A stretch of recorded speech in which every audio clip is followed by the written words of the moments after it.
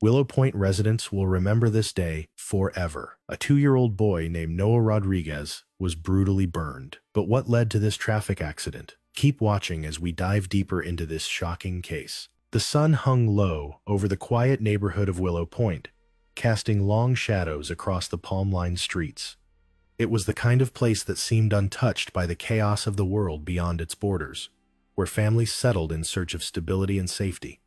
The houses, built in the late 90s, stood in neat rows, their pastel exteriors and manicured lawns a reflection of the suburban ideal. Each home had a porch light that flickered on at the same time every evening. Each driveway was occupied by a car freshly washed over the weekend, and each backyard held the remnants of childhood plastic slides, swing sets, forgotten toys left in the grass. Neighbors waved at one another as they walked their dogs or pushed strollers down the smooth pavement. Children rode their bikes in slow loops around cul-de-sacs, their laughter drifting through the humid Florida air. It was a community where life felt predictable, where problems rarely stretched beyond HOA disputes and the occasional power outage during hurricane season. The people of Willow Point liked to believe that they had built something safe here, something untouched by the ugliness that festered in other parts of the city. But darkness does not always come from the outside. Sometimes it grows within. The Rodriguez family had lived in the neighborhood for nearly a decade, their small one-story home sitting at the end of a quiet street. The house was unremarkable, faded blue with white trim. The front yard a little less maintained than the others, the grass just slightly overgrown. Maria Rodriguez had moved in with her 2 sons, Tyler and Noah, hoping for a fresh start after years of financial hardship. She worked long hours at the grocery store just a few miles away, leaving early in the morning and coming home late at night, her exhaustion evident in the deep lines forming beneath her eyes. To the neighbors, she was polite but distant, always in a hurry, always too preoccupied to stop and chat for more than a few minutes. They saw her as a hardworking single mother doing her best, a woman who had little time for anything beyond making ends meet. And though some noticed that she rarely attended community events or neighborhood gatherings, no one questioned it. In Willow Point, people were friendly but not intrusive. Tyler, her eldest, was 17, a boy who had grown quieter over the years. He had once been like the other kids in the neighborhood, riding his bike down the street, playing basketball in the driveway, laughing with the friends he used to have. But as he got older, something changed. His presence became more of a shadow, his interactions minimal, his words few and far between. He drifted through the halls of his high school unnoticed, a boy who did not stand out, who did not make trouble, but who carried an invisible weight that no one seemed to recognize. He had always been different. Even as a child, there had been something unnerving about the way he watched the world, the way he observed people without truly engaging. He did not cry much when he was young, did not react to pain the way other children did. Once, when he had fallen from his bike and scraped his knee badly enough to leave a scar, he had simply stared at the blood trickling down his leg, fascinated rather than afraid.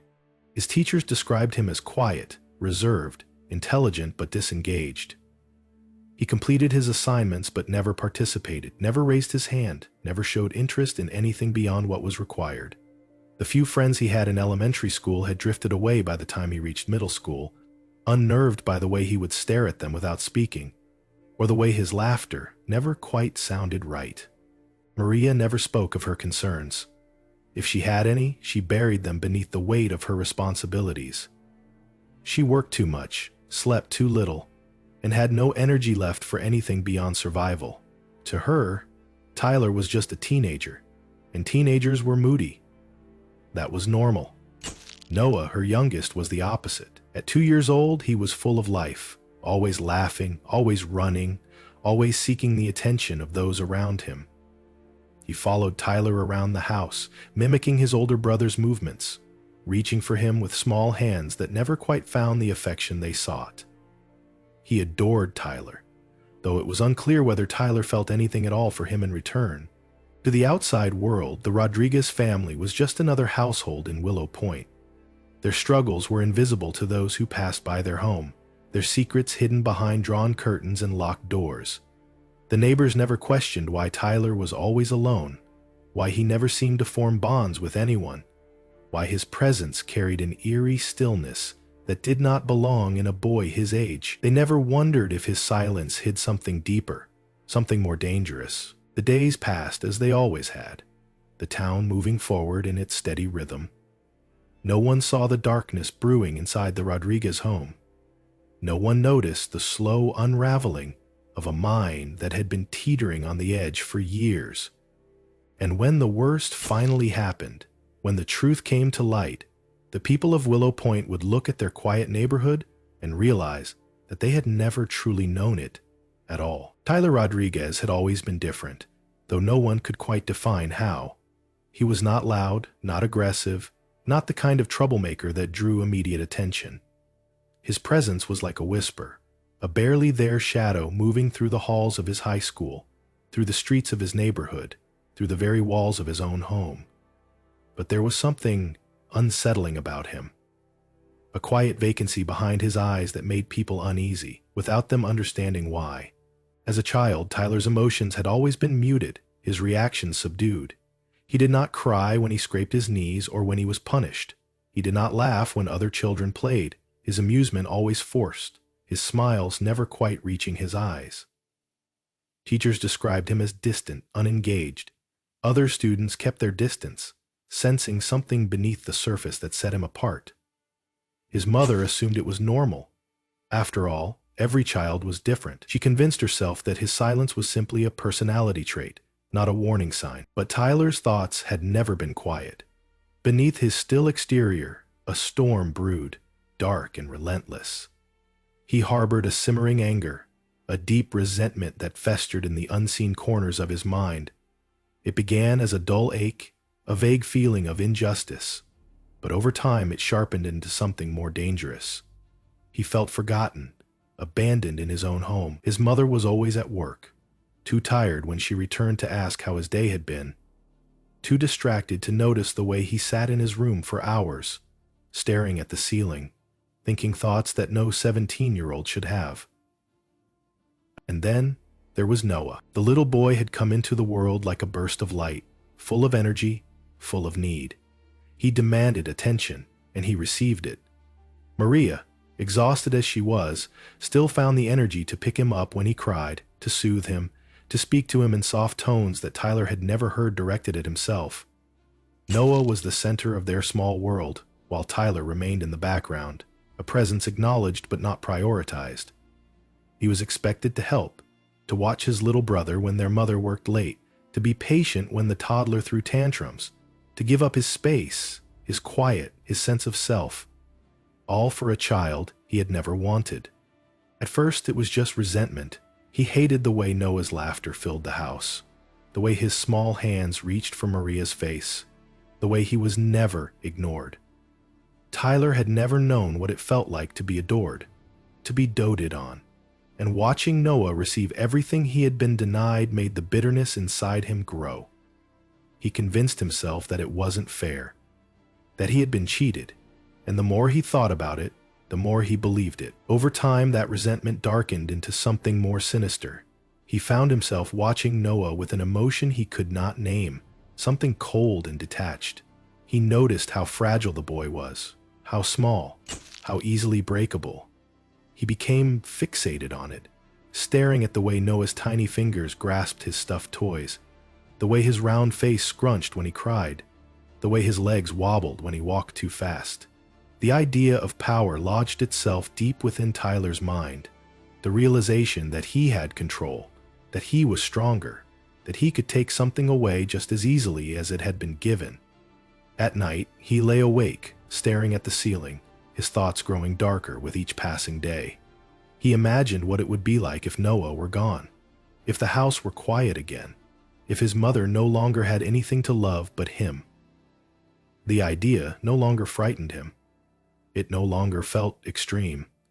It felt like justice. The shift was subtle at first, small acts of cruelty hidden beneath the veil of playfulness. He would hold Noah's wrist too tightly, watching as the boy's face twisted in discomfort. He would take his toys and keep them just out of reach, waiting to see how long it took for frustration to turn into tears. He would let go of his hand just as they were crossing the street, just to see the flicker of panic in his mother's eyes when she turned around. These were things he could explain away, things he could frame as accidents, but to him, they were something more.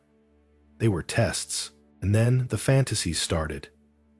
They came unbidden, creeping into his thoughts during the quiet hours of the night, growing more vivid, more detailed, more real. He imagined the different ways it could happen, the different ways he could make it look like an accident, the different ways he could rid himself of the child who had ruined everything. He thought about the weight of Noah's small body in his arms, about how easy it would be to hold him under the water in the bathtub, about how quickly his tiny lungs would fill. He thought about the sharp edge of the kitchen counter, about how a single push could make it look like a tragic misstep. But those methods felt unsatisfying, too passive. He wanted something more, something final, something that would ensure there would be nothing left. Fire. The idea took hold in his mind, gripping him with a force that sent shivers down his spine. Fire erased everything. Fire left no traces, no evidence, no body to mourn. Fire was destruction, absolute and undeniable. He imagined the flames swallowing Noah's tiny frame, the heat reducing him to nothing but ash.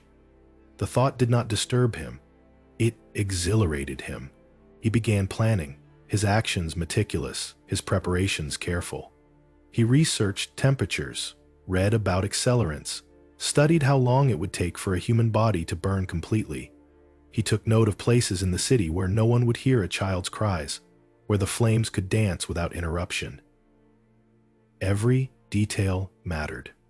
And as the plan formed in his mind, as the pieces fell into place, Tyler felt something he had not felt in years: satisfaction. For the first time, he was in control.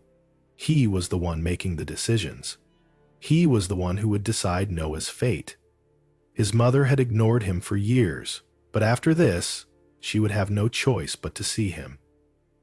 To finally understand what he had been forced to endure, the day was coming, and when it arrived, there would be nothing left but smoke and silence. The night Noah Rodriguez disappeared was like any other in the Rodriguez household.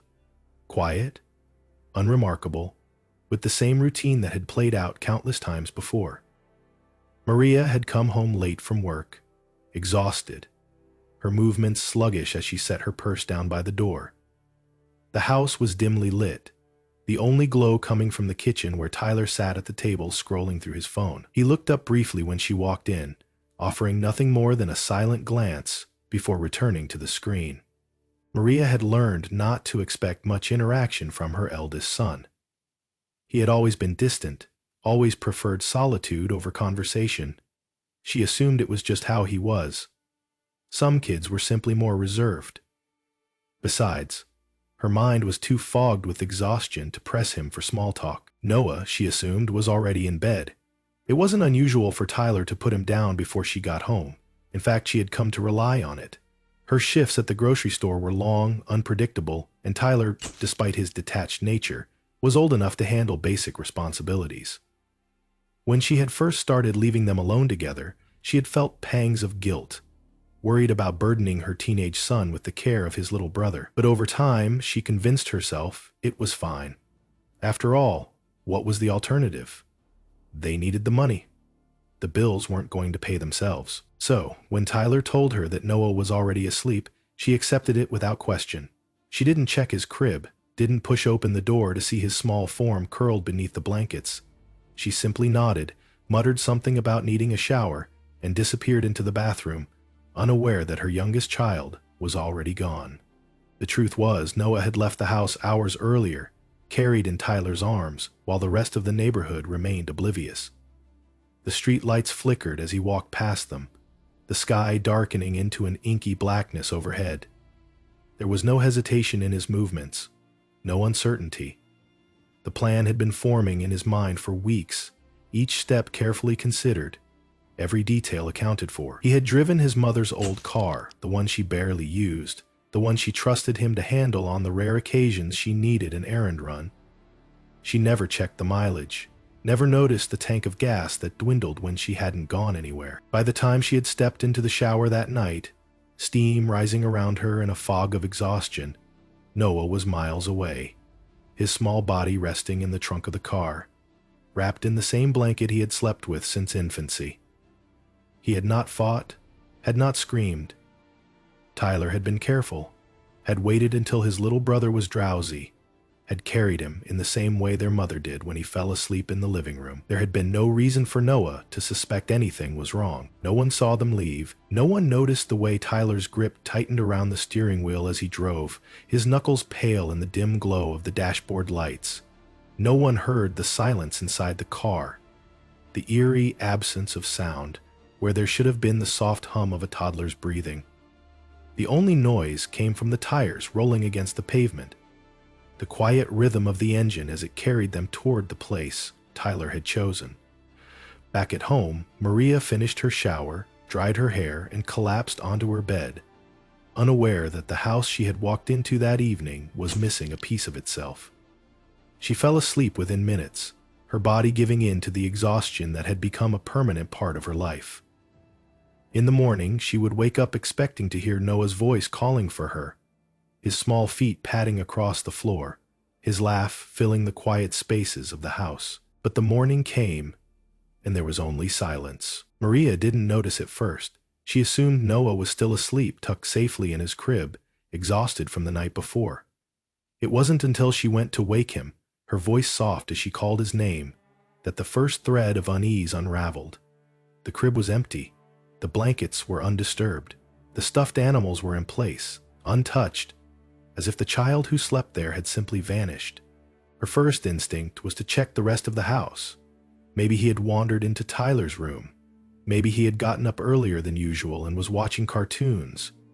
But every room she searched came up empty, the stillness pressing in on her, cold and suffocating. Panic clawed its way up her throat.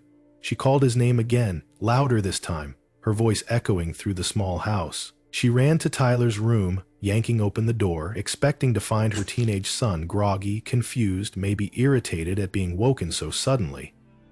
But he was already awake, sitting at the edge of his bed, his posture too still, his face unreadable. She demanded to know where Noah was. Tyler met her gaze, his eyes devoid of emotion, his voice flat when he told her he didn't know. Her mind rejected the words immediately. It was impossible. Noah couldn't just disappear. He was only 2 years old. He couldn't have left the house on his own. He couldn't have climbed out of a locked window, couldn't have wandered into the street unnoticed. Someone had to know where he was. Someone had to have seen something. The phone shook in her hands as she dialed 911, her voice breaking as she forced the words past her lips. "My son is missing." The police arrived within minutes, their presence heavy, their questions sharp and urgent.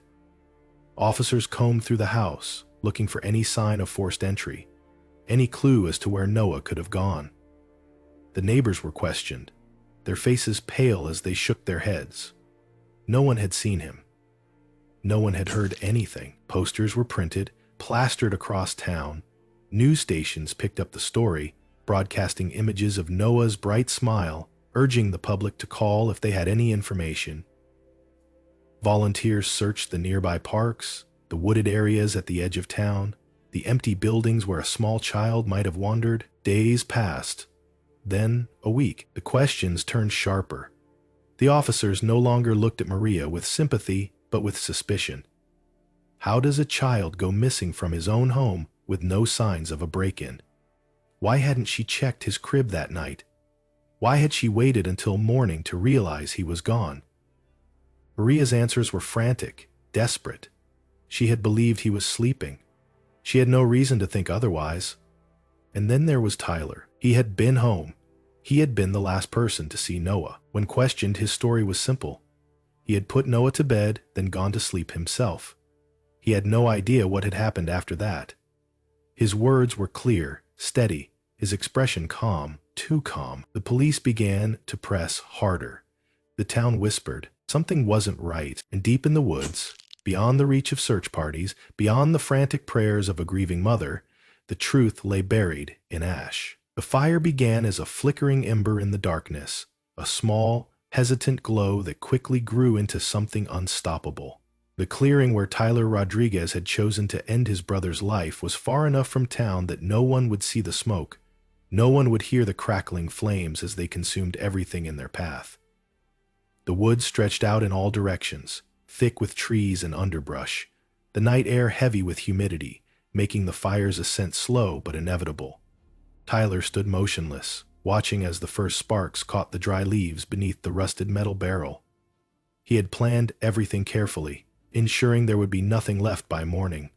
He had thought of every detail, the accelerant, the wind direction, even the time it would take for the flames to reach their peak. There could be no mistakes. No body, no crime. Noah had never woken up. That was the one mercy Tyler had allowed him. He had made sure of it before placing him inside the barrel, before pouring the gasoline in slow, deliberate motions, soaking the blanket that had once provided comfort. The liquid had darkened the fabric, filling the air with the sharp scent of chemicals, erasing any trace of the soft baby powder smell that had clung to Noah's skin. Tyler had stared at the bundle for a long time before lighting the match, longer than he had intended. He had expected it to be easy, expected to feel the same rush of satisfaction that had carried him through the planning, but now, standing in the glow of the flames, he felt something else entirely. The fire rose higher, curling around the edges of the barrel, the heat growing unbearable. The smell changed, thickening, turning acrid, suffocating. Smoke billowed upward, twisting through the air in dark tendrils, carrying away the last remnants of the life that had once been. Tyler took a step back, the heat pressing against his skin, beads of sweat forming at the nape of his neck. He had known it would be intense, had prepared for it, but there was something unnatural about watching it happen. The flames danced erratically, wild and untamed, as if resisting the purpose they had been given. He had spent weeks researching fire, learning how long it would take for bones to break down, for everything to be reduced to ash. The temperature had to be high enough, the exposure long enough. He had read stories of house fires where bodies had been found charred beyond recognition, of forensic teams piecing together remains that should not have survived. But this was different. There was no room for error. No evidence could remain. The fire crackled loudly, embers shooting into the night sky, disappearing into the void above. The scent of burning wood mixed with something else, something metallic and sickly sweet. It curled inside Tyler's lungs, thick and unrelenting, making it hard to breathe. He turned away, closing his eyes for a brief moment, willing himself to stay steady. This was what he wanted. This was what had to be done. Time passed slowly, measured only by the shifting of the flames, the occasional pop of wood splitting apart in the heat. Tyler glanced at his watch, counting down the minutes. It had to burn for long enough to be certain, long enough to erase every trace of what had once been his brother. He had chosen this spot carefully, knowing the trees would mask the glow of the fire, that the scent would be lost in the humid Florida air before anyone could trace it. But even as he stood there, ensuring the destruction was complete, a strange unease settled over him. The reality of what he had done was no longer just a thought, no longer just a plan. It was real, undeniable, permanent. The moment he had struck the match, there was no going back. There was no undoing the decision that had set everything into motion. The fire had taken Noah, but it had also taken something else. Tyler felt the weight of it settle in his chest, something heavier than he had expected. He had thought this moment would be freeing, that the resentment that had built up inside him for years would finally dissipate. But it hadn't. The silence that followed was not peaceful, not satisfying. It was empty. He waited until the flames had begun to die down, until the embers glowed dimly in the darkness. The metal of the barrel had blackened, warped by the heat, the contents inside reduced to an unrecognizable mass. He took one last look before turning away, before walking back toward the car, leaving behind the evidence of what he had done. The wind picked up as he drove away, scattering the last of the ashes, carrying them into the night. By morning, there would be nothing left. Noah was gone, and so was everything that had come before. The morning Noah Rodriguez was reported missing, The quiet suburb of Willow Point shifted from routine normalcy to a scene of panic and confusion. The streets, usually still and silent in the early hours, were soon filled with police cars, their lights flashing against the pale morning sky. Neighbors who had been starting their day, reading coffee, reading the morning news, packing lunches, stepped outside to see what had disrupted the fragile peace of their community. Maria Rodriguez stood on the porch of her home, her hands shaking as she clutched her phone, her voice raw from repeating the same desperate words. Her son was missing. He had been in his crib last night, safe and sound, but now he was gone. There was no sign of forced entry, no open doors or broken windows. Nothing made sense. She had searched the house over and over, calling his name until her voice cracked. But there had been no answer, no response from the toddler who never failed to greet her with laughter in the morning. The officers who arrived at the scene moved quickly, asking questions, scanning the house for any signs that might explain the disappearance. Maria's panic only grew as they pressed her for details. When had she last seen him? Had she heard anything unusual during the night? Did anyone else have access to the house? The questions swirled around her, suffocating, overwhelming. She could barely think, barely process the reality of what was happening. Tyler sat at the kitchen table, silent. His face was blank, his hands folded neatly in his lap. When the officers turned their attention to him, asking when he had last seen his brother, he responded with careful, measured words. He had put Noah to bed, just like always. He didn't know what had happened after that. His voice was steady, too steady. As more officers arrived, the search expanded beyond the house. The backyard was combed through first, every inch of the lawn, every shadow beneath the trees. Then the neighbors' yards, their garages, their sheds. Volunteers gathered, offering to help, their faces filled with concern as they spread out into the surrounding streets, calling Noah's name into the wind. The missing child alert went out within hours. His face appeared on local news stations, his name repeated in urgent tones by reporters standing outside the Rodriguez home. Flyers were printed and distributed, taped to telephone poles, pinned to bulletin boards in gas stations and grocery stores. The search parties grew in numbers as the hours passed. Police officers led K-9 units through the nearby wooded areas, their handlers calling out commands as the dogs sniffed through the underbrush. Drones were deployed, their cameras scanning the fields and empty lots at the edges of town. Detectives knocked on doors, questioning anyone who might have seen something, anything, that could explain how a child had vanished from his own home without a trace. Maria's pleas to the officers grew more frantic with each passing hour. She was certain someone had taken him. There was no other explanation. She couldn't allow herself to believe anything else. She refused to leave the front porch, refused to rest, refused to let the reality of the situation sink in. But as the hours stretched into the afternoon, then into evening, the energy of the search began to change. The determination was still there, but it was no longer the kind that assumed they would find Noah safe and sound. The officers exchanged glances they thought no one noticed, their voices quieter, their movements more calculated. The volunteers whispered amongst themselves, their optimism slowly unraveling as the search yielded nothing. The media presence intensified as the sun dipped below the horizon. Cameras flashed, microphones were shoved into the faces of officers, neighbors, and anyone who might have something to say.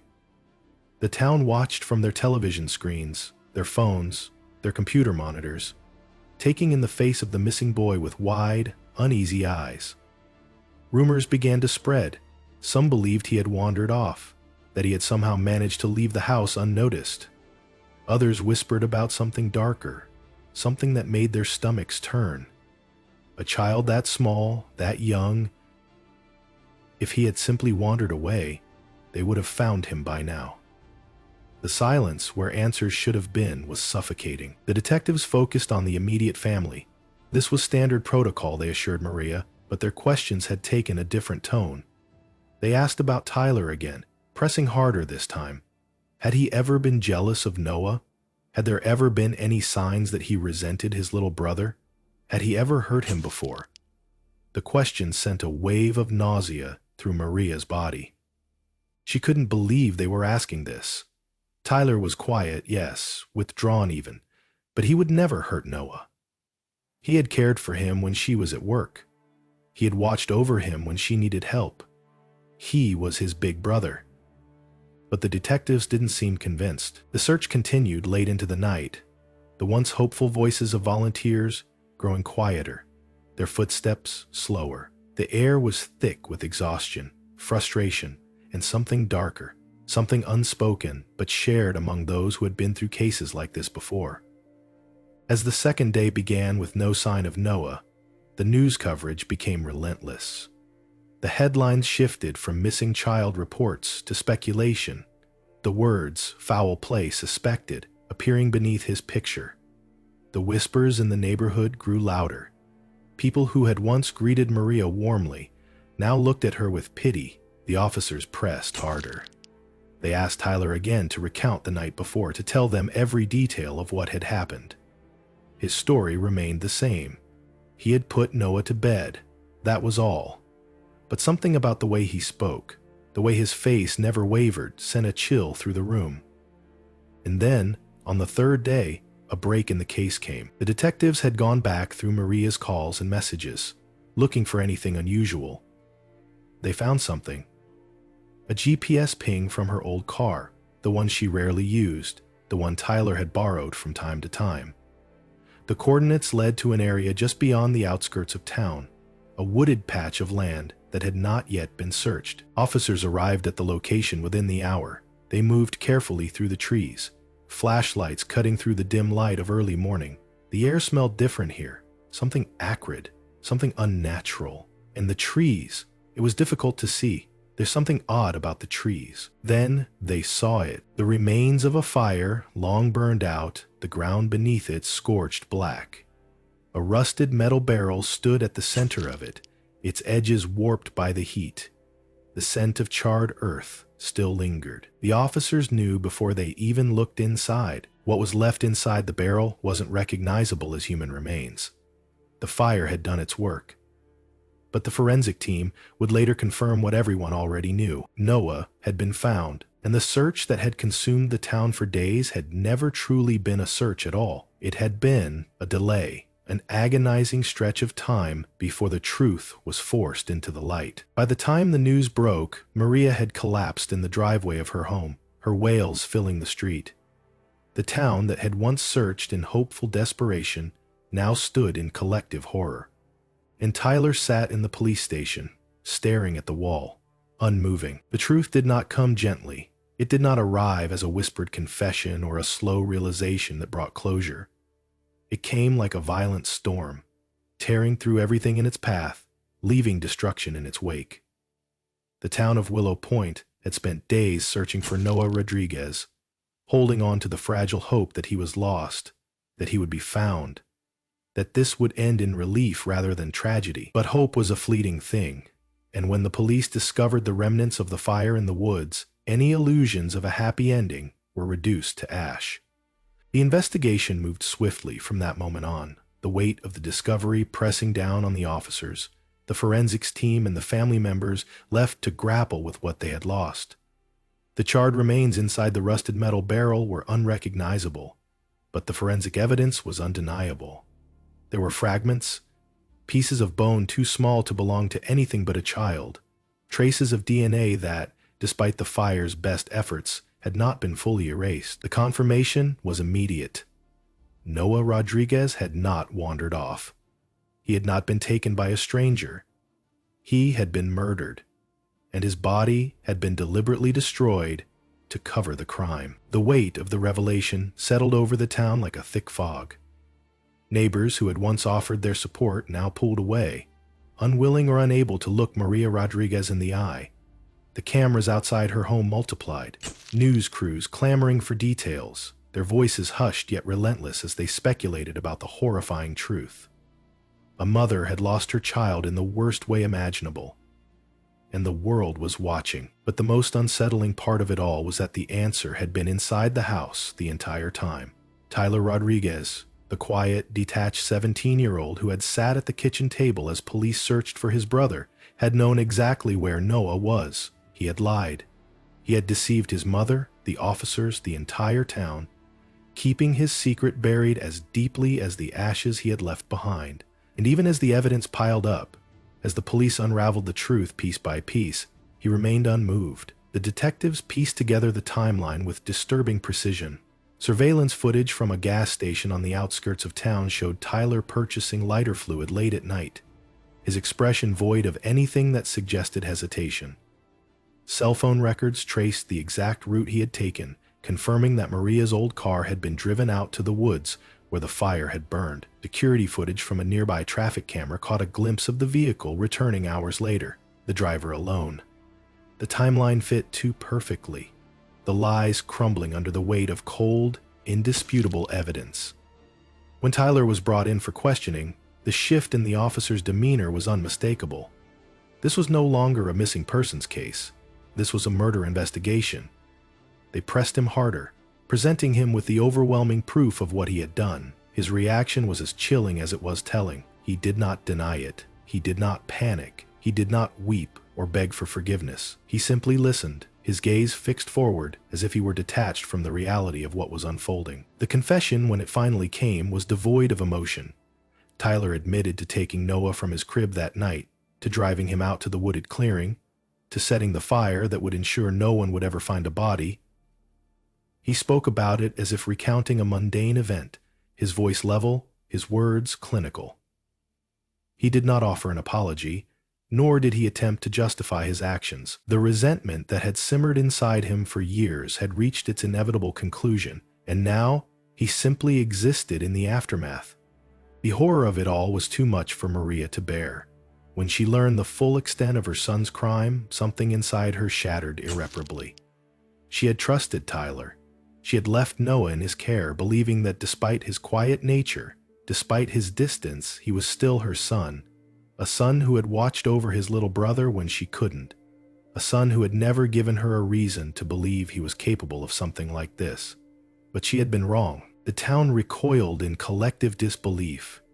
Parents clutched their children closer, whispering about the monster that had been living among them.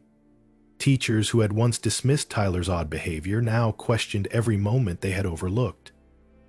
The quiet boy who had sat in the back of the classroom, who had gone unnoticed, had been hiding something much darker than anyone had imagined.